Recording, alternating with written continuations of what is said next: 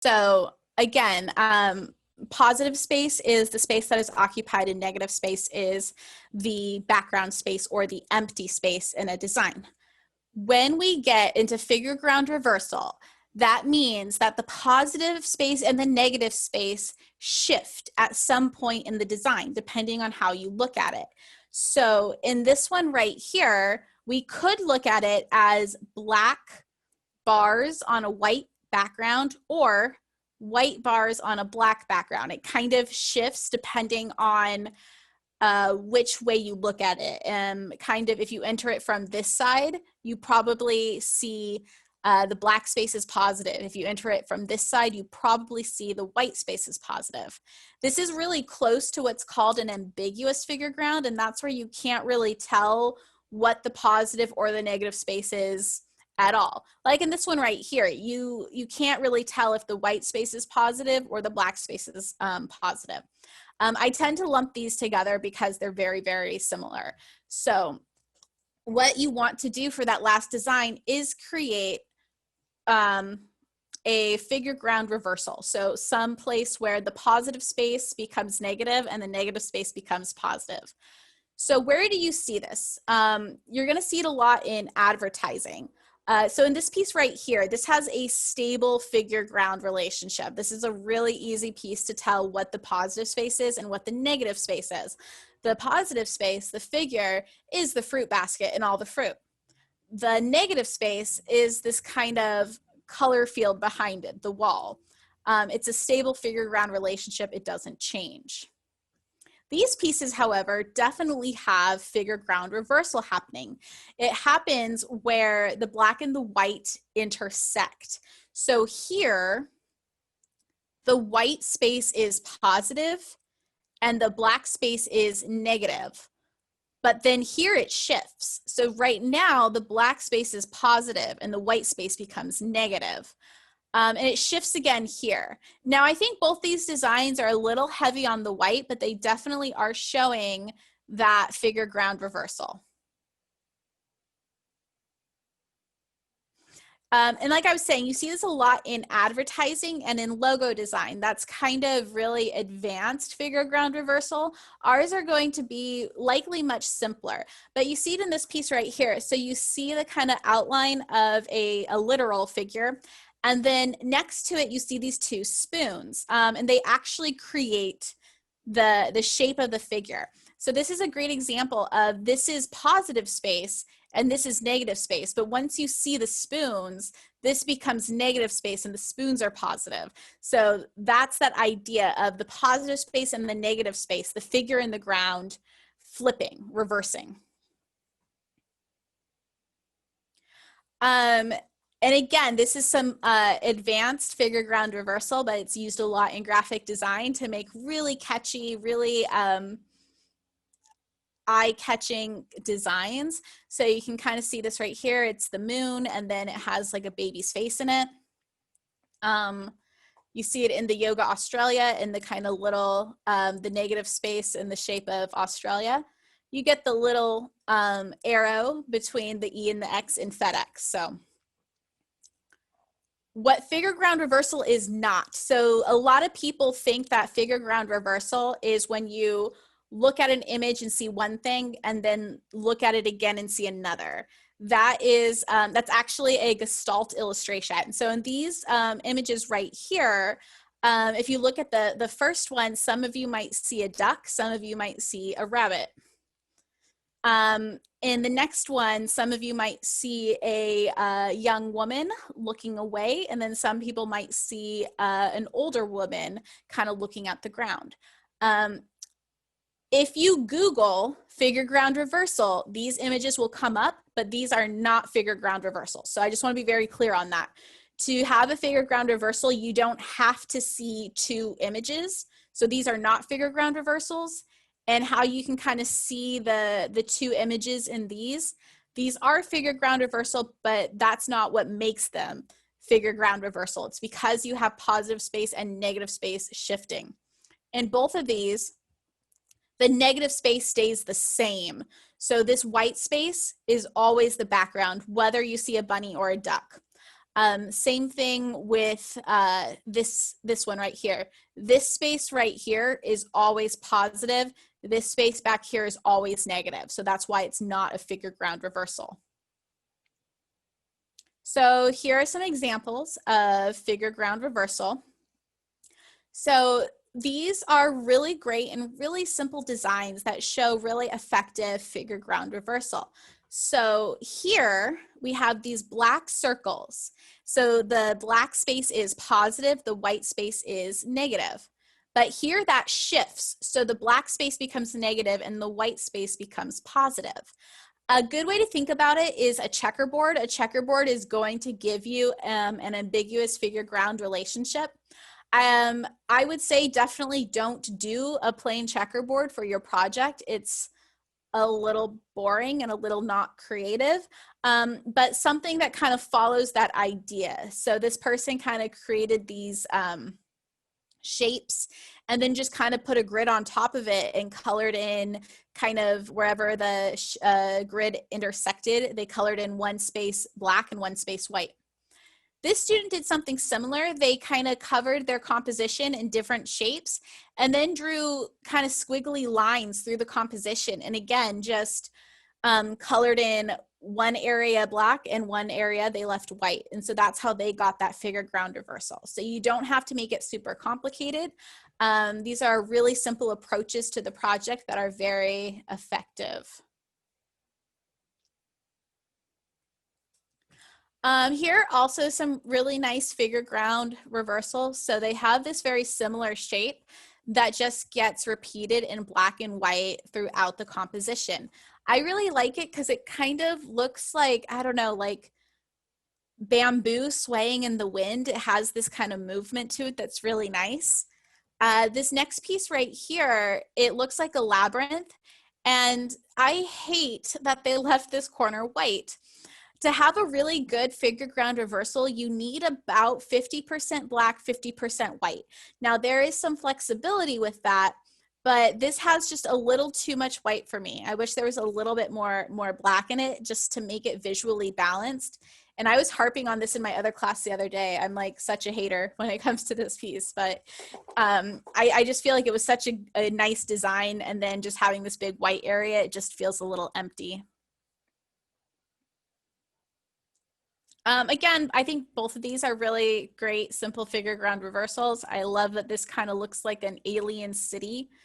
I mentioned the Jetsons, and then I realized that I don't know if anyone knows what the Jetsons were. But yeah, it kind of looks like a futuristic alien city. And then this one's just very abstract. You have the triangles and then the black and the white kind of shifting. I do. Yeah, I feel like it's one of those things that, you know, like the younger people kind of still know about it. But there's definitely, what did I see? I went to some showing of like Labyrinth. I went to a midnight showing of Labyrinth, and I was like telling my students, and no one had heard of the movie Labyrinth, and it like blew my mind. So me too. See, okay, you guys do know. I'm not that old yet. All right. So here again, some very simple figure ground reversals. So we have these kind of, they look like petals. Someone said they kind of looked like lips. And the student just kind of created these shapes, these really kind of lovely organic shapes, and colored some in black, left some white. Definitely creates that figure ground reversal. This person kind of did these lines and kind of tried to follow them. And then just as they tried to follow them, they kind of exaggerated everything and to kind of create those dripping forms. Okay. This one, it's nice. The problem is I've seen things like it on the internet. It's like on like the first or second page when you Google figure ground reversal. So it's just, you know, if you Google figure ground reversal or positive negative space, you'll get a bunch of designs, and I know them all, and it's just not creative. And that's something that you kind of get marked down on. So just try to think of something on your own. As nice as this is, it's a really cool design. I just know the student didn't come up with it on their own. You can definitely be inspired by things that you see, but try to add in something to make it unique, to make it your own. The next one with the skull, I think it's a fun design. Again, this is me being so picky. Like, I'm such a picky person. This black line drives me crazy. Like, I wish that there was either a white line over here or they just didn't have that line there. Just that line being on this side and not this side, it makes it not really match, you know? So just kind of drives me crazy. You'll notice that the things that drive me the most crazy is when there's a really nice design and then there's just like one thing that could have made it like better. I think that's why like you tend to be more critical of really good things because it's like, oh, it was so close to being perfect, you know? So again, some really simple designs. This one definitely plays off the idea of the checkerboard, but I like that they changed the angle so it doesn't make it so, you know, just like a straight checkerboard. And then again, this student just drew shapes and then just drew a bunch of lines throughout the composition and then just started coloring in shapes. Just in every other one, they colored in black and then colored in white. And this person did something similar. They drew shapes throughout the composition and then drew a circle. And where that circle interlapped with the shapes, they swapped the figure and ground relationship. Letters are kind of fun too if you're not sure what to draw. They definitely are shapes. And I really love this one, the Veni Vidi Vici. And then how this student just kind of offset the letters a little bit. It kind of creates a really visually trippy kind of design. It's a lot of fun. I think this is the last one, but it is, again, this student just kind of drew lines throughout the composition, and this student kind of created a grid with circles and then drew lines through them. So these are, I like to show you simple ways to do this because a lot of people have a really difficult time wrapping their head around this concept. And the thing is, it's not a tricky concept, but I get why people have a hard time with it because you have to kind of understand that idea of positive space and negative space, figure and ground, and then the idea that a space can be both positive and negative. It's almost like physics for art, you know, and trying to get them to visually swap back and forth. So you have to have a design. The first one is all geometric shapes with 3 values. So that would be this one right here. We have diamonds, we have trapezoids, they're all geometric. And then we have the black, the white, and the gray. And they've actually used a few different mark making techniques. You only have to use one, but they used a few. They have stippling, hatching, and cross hatching right there to create that 3rd value. This one right here, it's all organic shapes. You guys can't see it on the camera really well. This class was last semester before we moved to online teaching. And so the student had access to ink that we have in the classroom. And so they did a really light ink wash in the background to get that gray. I wish there was a little bit more black in this one. They do technically have a black, a white, and a gray. It's just a little heavy on the light gray and the white. I wish there was a little bit more black in there for contrast. This one is geometric and organic shapes together. I guess they were thinking the lightning bolts would be the geometric shapes. That's questionable to me, but I'll allow it. It is a nice contrast with the angles against the nice soft organic shapes. And then they have a black, a white, and a gray. And this is their figure ground reversal. It's kind of like, it looks like a clouds almost passing in front of a moon. And then you can kind of see, you see a black cloud right here. So right now this is positive, but then when we look here, there's this white cloud. So then this becomes negative. So you definitely have the positive space and the negative space kind of swapping back and forth. So this one right here was their geometric shapes. I see where they're going. They have these kind of like hexagons in there. Some of the shapes get a little sus, but I'll allow it. And then they have a black, a white, and a gray. This is their only organic shapes. So they have these kind of blobs. I think this is a good example because, you know, we tend to think of organic shapes as things that come from nature. And these shapes don't really look like they're from nature. They look like they're from a lava lamp.